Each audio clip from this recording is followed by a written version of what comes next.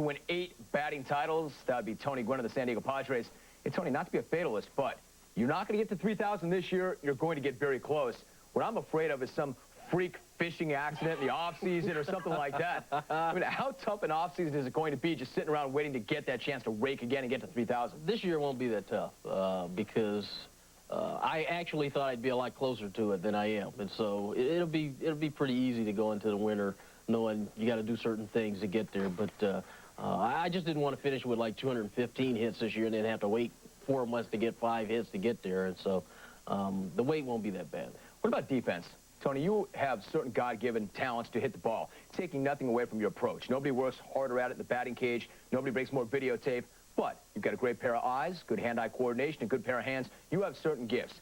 Defense is something different. I don't know that you were given all these great defensive gifts. How much did it mean to you to win that first Gold Glove? Oh, it meant everything. It's still, to me, still the highlight of what I've done in my career. I mean, the 8 batting titles. More than any batting title. Oh, yeah. Batting titles, that's what everybody's going to remember. But winning my first Gold Glove was just the highlight of my career because I came into the league as a hitter, and pretty much everybody knew I could swing the bat. But defensively, I didn't get a lot of credit, so I really had to work hard at it. And you know, even then, when I won my first Gold Glove, I didn't have the best arm. I didn't have the best range. You know, I wasn't the greatest fielder in the world, but I really worked hard at it and had some success. Now, having said that, I'm guessing you don't like it too much at the end of games when Bruce Bochy takes you out for Ruben Rivera. Well, Ruben's a much better defender than I am, but I still... Well, you're a Gold Glover, I still feel like I play defense well enough, but when you got a guy on the bench who possesses the kind of talent that he does, I can't really argue, especially this time of the year. It's getting close to playoff time, and you want to get into the mode of, you know, I'm probably going to play 7 innings if we have the lead. Ruben's going to come in and play defense for me. I don't have a problem with that. My thing is, during the regular season, I'd like to see the guy get in at bat. You know, I don't want him just caddying for me to play 1 inning of defense. You'd like to see him get in at bat. And so that's what I've been fighting for all year for him. Now, what about the team chasing Atlanta for the best record in the National League? Sammy Sosa blows through town, hits a grand slam late in the game. The fireworks go off. The fans are celebrating. The players did not like that. They felt that the fans and management did them wrong. Could you not see the other argument that they weren't celebrating the Padres getting beat, but they were celebrating Sammy Sosa getting off? Well, let me rephrase that, because I think players weren't they weren't upset with the fan reaction. I think everybody expected that. I think the players, a lot of players were upset with the fact that our own organization shot off fireworks and put up a big sign, and we felt like that the fan reaction was perfect. Every time he came up to the plate, he got a standing ovation.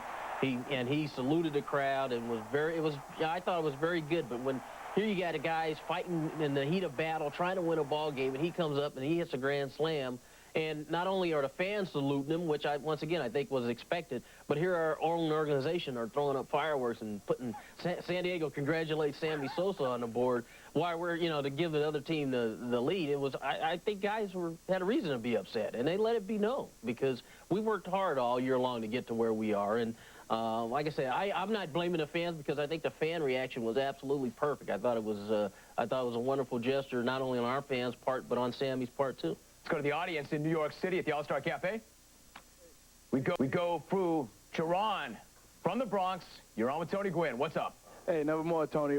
I'm just asking, how surprised are you by the season that Greg Vaughn is having for the Padres this year? Actually, I'm not that surprised at all, and the reason why, twofold. One, the year and a half that he was here previous to this year, he was what we call a platoon player. He didn't get a chance to play every day, and when you don't play every day, it's very tough to keep your stroke together.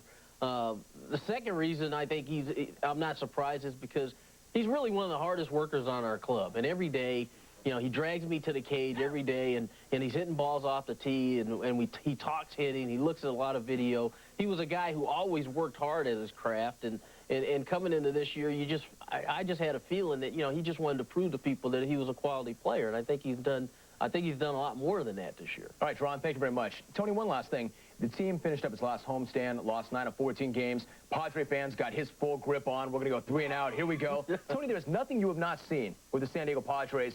You're right there. You're living it.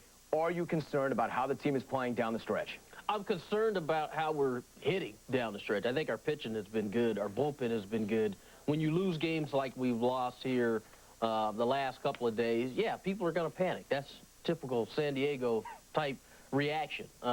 But from where I sit, I feel pretty comfortable about where we are because it looks like, you know, we got 5 games left on the road. Looks like we're going to open up on the road. And I think if you want to go to the playoffs, the road is absolutely the best place because that's all you're going to be able to focus on is doing your job, and I really believe we're going to be fine. Well, all gearing up for the postseason, the San Diego Padres get the NL West. They're one of the big three plus the wild card in the National League. And Tony, you said you'd be in. You're about the only guy that I know that can hit 320, and people are like, is he swinging from a shower rod? I knew that that would not be the case. I'm glad you finally made it to the last word. It's always great to talk baseball with you, Tony. Really good to see you. And thanks for having me. All right, Tony Gwynn, he is a surefire Hall of Famer. He will get to 3,000 next season. The question is, will he get a World Series ring before he gets to 3,000 hits? Well, we'll find that out in the